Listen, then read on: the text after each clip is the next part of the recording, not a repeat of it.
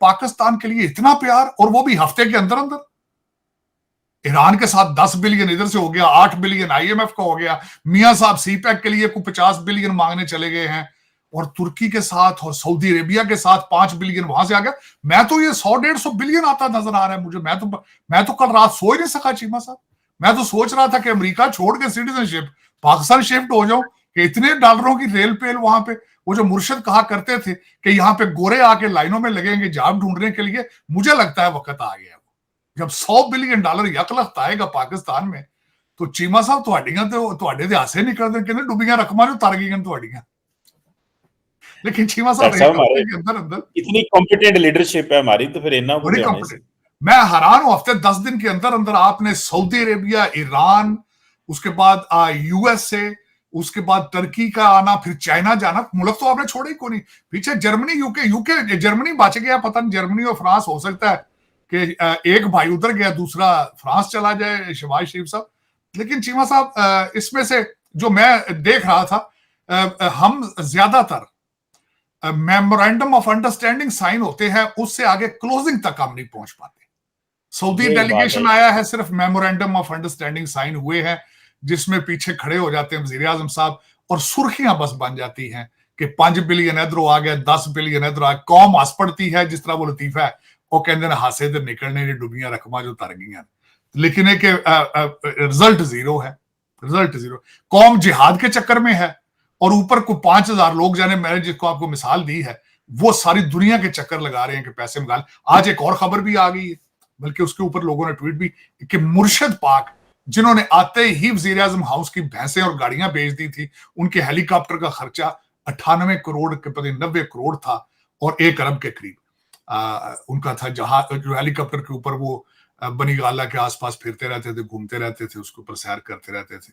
वो मुर्शद जो थे, उनका आज वो भी सामने आ चुका है, और मिली जुली खबरें अजीब सी आ रही हैं। कुछ कह रहे हैं कि पीटीआई को 2 एनआरओ ऊपर नीचे मिल चुके हैं, ईसीएल से नाम उनके निकाल दिए गए हैं, कि ताकि ये लोग भाग जाएं यहां से। अब वहां देखते हैं कौन कौन भागते हैं उनमें से।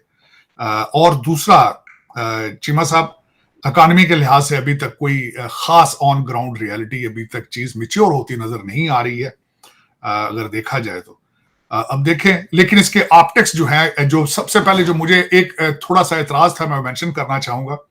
एतराज ये था कि एक तो जब ईरान के सदर आए हैं, उन्हें रिसीव करने के लिए कोई एयरपोर्ट पे नहीं गया, इंक्लूडिंग डार साहब। ये मैं समझता हूं कि इस failure of your diplomatic understanding और आपके वो उसमें। और दूसरी जो मेरी नजर में तशवीश है, जो कि फिर वही बात आती है, इनके एडवाइजर पता नहीं कौन है, कि शहबाज शरीफ साहब ने अपनी स्पीच के अंदर कश्मीर का जिक्र किया, ईरानी सदर ने उसके बारे में कमेंट्स तक नहीं दिए। तो ये आपकी इससे पहले अंडरस्टैंडिंग होनी चाहिए थी कि मैं कश्मीर के बारे में कहूंगा तो आप उस पर रिएक्ट करेंगे या नहीं करेंगे। अगर नहीं करेंगे तो आप भी इज्तनाब करते।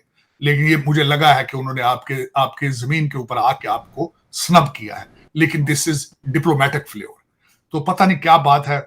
साहब, ये तो सारी अरब दुनिया ही अब पाकिस्तान को कह रही है कि कश्मीर भूल जाओ और कारोबार की बात करो, ये अब आपके बस का बात नहीं। ऐसे नहीं है ताड़ साहब? ये चीमा साहब देखें, 2 चीजें। ये कश्मीर का मसला, परवेज मुशर्रफ, मैं उनका बहुत बड़ा फैन हूं, इवन देन कि ही वाज अ मिलिट्री डिक्टेटर, और मैं स्टूडेंट ऑफ पॉलिटिकल साइंस। लेकिन स्टिल मैं ये बिलीव करता हूं, अकॉर्डिंग टू माय एजुकेशन और सिस्टम्स ऑफ गवर्नमेंट्स के बारे में पढ़ना, कि जहां पे लोग जाहिल हों, जहां पे लोग नेशनलिज्म ना हो, वहां पे हमेशा सिंसियर डिक्टेटरशिप या फिर सिंसियर मानार्की जो है वो उस सर्कमस्टांसेस में तरक्की कर पाते हैं।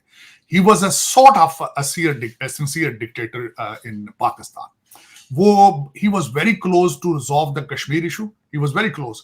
लेकिन जाके मेरा ख्याल है वहां पे भी भारत के अंदर और अंडरस्टैंडिंग डेवलप हो चुकी थी कि स्टेटस को जो लाइन ऑफ कंट्रोल है, उस पार आप रहें, इस पार हम रहेंगे, ये अंडरस्टैंडिंग डेवलप हो चुकी थी।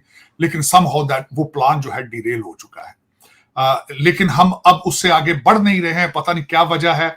मेरी बड़े सीनियर लोगों से बात हुई है, कोई मुझे उसमें से कोई उम्मीद की किरण नजर नहीं आई, पता नहीं क्या बात है। हालांकि इस वक्त आपके पहले सोचा जाता था, एक कॉन्सेप्ट था कि पाकिस्तान में अगर कश्मीर का मसला जिंदा ना रहे तो 7 लाख की फौज रखने का जवाज नहीं होगा। लेकिन अब तो आपका जो दूसरा बॉर्डर है अफगानिस्तान, वो भी कश्मीर से बड़ा मसला बन चुका है आपके लिए। अगर आप सोचें तो 7 लाख फौज को वहां एंगेज करके आप उसको भी कंट्रोल कर लें तो बहुत बड़ी बात है।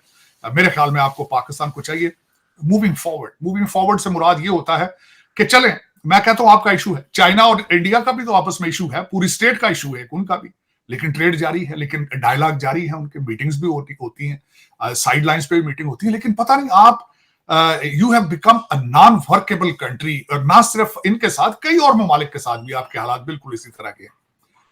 आप अमेरिका के साथ, मुझे तो समझ नहीं आती आपके क्या रिलेशनशिप है। जिस तरह अभी हम बात कर रहे थे कि वो आपके ऊपर सैंक्शंस लगाने के लिए वो तैयार होकर बैठे हैं, साथ दूसरी साइड पे $8 बिलियन आप उनसे IMF का पैकेज भी लेने के लिए तैयार हैं। फिर आप उसी वेस्टर्न सिविलाइजेशन से इन्वायरमेंट के खिलाफ जो पैसे के हम विक्टिम हैं, हालांकि वो पैसे पाकिस्तान नहीं पहुंचेंगे, सिंध के अंदर नहीं जाने, फासला ही बहुत है। अमेरिका से पैसे पैदल चल के पाकिस्तान नहीं पहुंच सकते जिस तरह के माजी के अंदर हुआ है, वो रास्ते में रुक जाएंगे कहीं यूरोप या दुबई से आगे। तो बिल्कुल पता नहीं क्या जाल लगा दिया आपने कि दुबई से आगे पैसा पाकिस्तान जाता ही नहीं है। तो वो आपको पैकेज मिल रहा है वॉशिंगटन DC से, मैं हैरान हूं। उधर से आप डेलीगेशन चाइना चला गया पैसे लेने के लिए, उसके बाद सऊदी अरेबिया को आपने सारा कंट्री दिखा दिया कि जो मर्जी पसंद आए आप लें, ये लूट सेल है। PIA भी आप दिखा रहे हैं बार बार उनको, और स्टील मिल भी दिखा रहे हैं आप बार बार उनको। आप अपनी पहाड़ियां दिखा रहे हैं जिसके नीचे मिनरल्स हैं, वो भी आप फॉर सेल आपने लगा दी हैं। अब देखें, लेकिन मैंने आपको पिछले शायद ब्लॉग में कहा था कि I haven't seen a country और नॉट अ कंट्री। अब कंट्री के तो नहीं है हालात, क्योंकि कंट्री का क्या कसूर है, कंट्री चलाने वालों का कसूर है। मैंने दुनिया में कोई ऐसी कौम नहीं देखी जो अपने कपड़े बेचकर जो है वो जश्न मनाए कि देखो जी हम कितने अमीर होने जा रहे हैं। अपने कपड़ों को आग लगा के तो खुशियां जश्न मनाए, तो कर्जे ले लेके तो आप जश्न मनाए, कर्जों की किस्तें देने के लिए कर्जे लें। तो मेरा मकसद है मैं भी, बल्कि चीमा साहब अगले सेगमेंट में आपके साथ श्रीलंका के वजीर आजम के बारे में बात करूंगा, जो इस वक्त श्रीलंका को चला रहे हैं, कि किस तरीके से what kind of steps they are taking अपने पांव पे खड़े होने के लिए, क्या क्या स्टेप्स ले रहे हैं। आप अभी तक, आपकी सोच भी नहीं अभी तक उस जगह पहुंची। मेरे लिए अभी तक सरप्राइज है कि who is running your country, कौन आपका मुल्क चला कौन रहा है, और जो चला रहे हैं उनके एडवाइजर कौन है। मेरे अभी तक आई कैन नॉट अंडरस्टैंड कि क्या हो रहा है आपके कंट्री के अंदर। मेरे ख्याल में हर बंदा ही कंफ्यूज है, जो चला रहे हैं कंट्री वो भी मुझे लग रहा है कंफ्यूज है, उन्हें पता ही नहीं है। वो अभी तक मुर्शद पाक के झंडर से ही उसको कंट्रोल नहीं कर पा रहे। अभी PTI के 9 मई के हादसे को अभी तक उससे they can not move forward with it, उससे आगे ही नहीं चल पा रहे। जुडिशरी भी आप हालात देख लें कि 52 मिनट के अंदर अगले दिन 52 केसेस खत्म कर दिए गए हैं पेशावर हाई कोर्ट में। उससे पहले हमारे बंदियाल साहब के दास्तानें थी, मेरा मकसद है। उससे पहले आप जेल के हालात देख लें, जो मुर्शद पाक के वहां पे ललित हैं, वो तो मेरा मैरियट जेल आज तक मैंने नहीं देखी कि सरीना जेल, सरीना पता नहीं जेल के बिजनेस में आ गई है, जेल ने सरीना के बिजनेस में आ गई है। मेरी समझ से बाहर है कि how the country has been operated.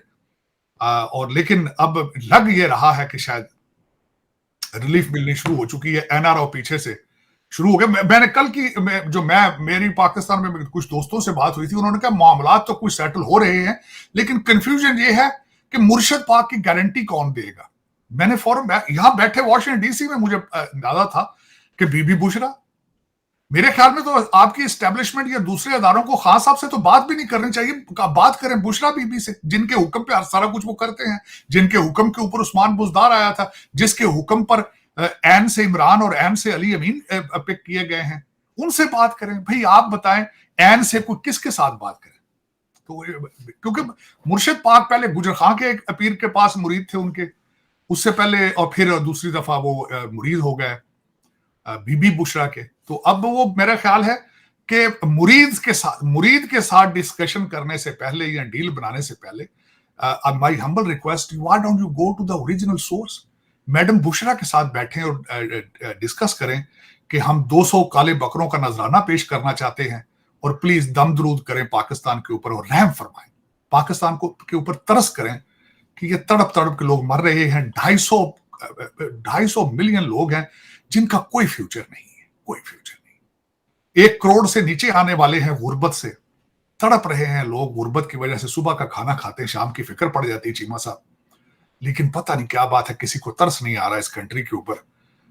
जहां भी मैं अक्सर ये कहता हूं, लोग कहते हैं जी कि दुबई के अंदर खैरात मांग रहे हैं, वहां खैरात, भाई सारा मुल्क ही खैरात मांग रहा है, सारा मुल्क ही खैरात मांग रहा है, जो वजीर आजम है वो भी खैरात मांग रहा है।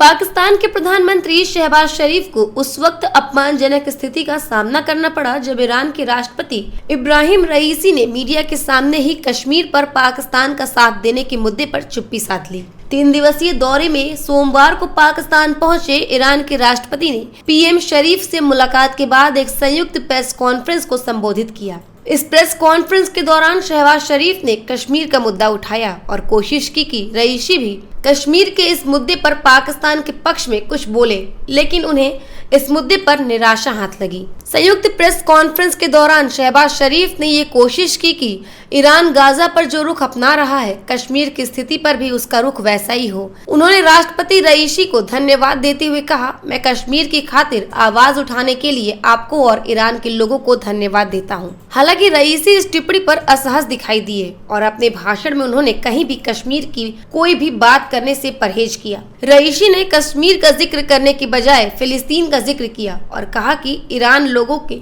उत्पीड़न के खिलाफ लड़ने वालों के साथ खड़ा है, खासकर फिलिस्तीन लोगों के लिए लड़ने वालों के साथ खड़ा है। कश्मीर पर रईसी की चुप्पी शहबाज शरीफ के लिए असहज करने वाली थी। भारत पाकिस्तान विवाद पर रईसी की चुप्पी दिखाती है कि ईरान दोनों देशों को लेकर एक नाजुक संतुलन बनाए हुए है और भारत के साथ सौहार्दपूर्ण रिश्तों को आगे बढ़ा रहा है। दोनों देशों के राजनीतिक और व्यापारिक संबंध रहे हैं और गाजा में चल रहे इजराइल के युद्ध के बीच भारत और ईरान में कई दफे बातचीत भी हुई है। बीते साल नवंबर में प्रधानमंत्री नरेंद्र मोदी ने राष्ट्रपति रईसी से गाजा की स्थिति पर बातचीत की थी और दोनों ही पक्षों ने तुरंत युद्ध विराम का समर्थन किया था। पिछले साल भारतीय दूतावास की तरफ से ये कहा गया था कि ईरान और भारत के बीच सार्थक संबंधों का एक लंबा इतिहास है। तेहरान में भारतीय दूतावास की तरफ से दिए गए एक प्रेस बयान में ये कहा गया, भारत और ईरान के बीच सदियों पुराना लंबे संबंधों का इतिहास रहा है। हमारे पुराने और वर्तमान संबंध दोनों देशों के ऐतिहासिक सभ्यताओं के